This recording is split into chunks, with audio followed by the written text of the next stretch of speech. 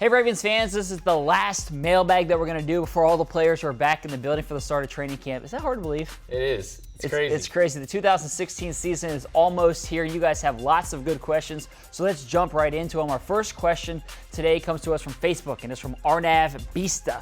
The question is, out of all these tight ends, and there's a bunch of them, who do you think is going to be the starter? And I want to add a caveat here. Oh, boy. Because you can't just say double tight end set, triple tight end set. You got to pick one. Quadruple tight end set? One. So, out of all these guys, who's going to be the starter? I'll say Benjamin Watson. I think the Ravens signed him on a 2-year, $8 million deal for a reason. It's not for him to be the number 2 or number 3 tight end.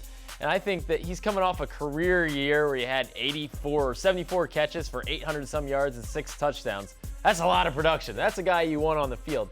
With that said, I think that it will be situational. So the starter is the guy who's on the field first. If the Ravens are in passing situations, I expect them to go more towards Benjamin Watson. He's the most proven pass catcher among them all, besides Dennis Pitta, but injury concerns, that's still up in the air a little bit.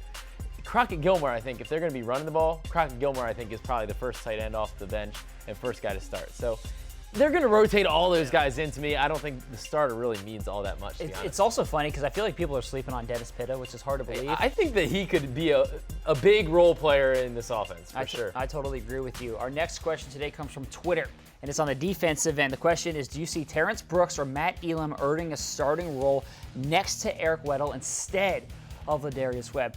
No, I don't. I think Lardarius Webb's going to be your starter. I mean, you move him from cornerback to safety. He's bought in with this move since last season. The other thing, too, is, and you talked about the money for Benjamin Watson, it's the same kind of situation for Webby. I mean, he's the 3rd highest paid player on this defense. You don't want to pay him that much money to play behind somebody like Terrence Brooks. And we talk about money not because that cements you in a certain place. I mean, you still have to go out on the field and win it, but it's certainly an indication of who the Ravens value, for sure. I mean, it's no secret. You pay your best players the most money. Right, exactly. I mean, that's not an unknown concept. It's not a foreign idea here. Right. So I think the same goes for Webby, and I think he's going to be good.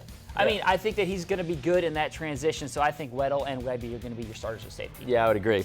Our last question comes from Alex Brunson, and he asks, if Terrell Suggs is not ready by the start of training camp, will the Ravens look to sign another outside linebacker?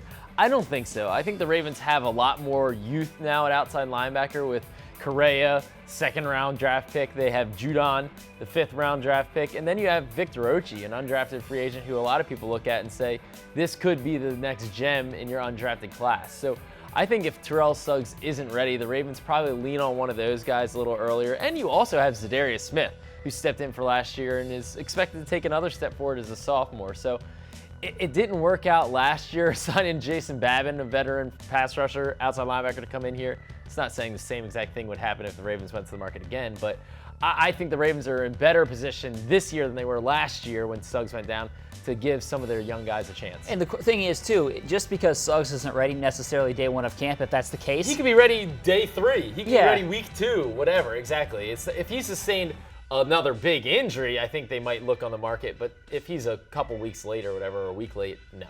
I totally agree. All right, so that does it for this week's mailbag. But like I said, training camp is going to be here next week. I know we're excited about it. I'm guessing you are as well. So send in those questions to us each and every week, Facebook, Twitter. We'd love to hear from you guys. Thanks for watching, and have a great day.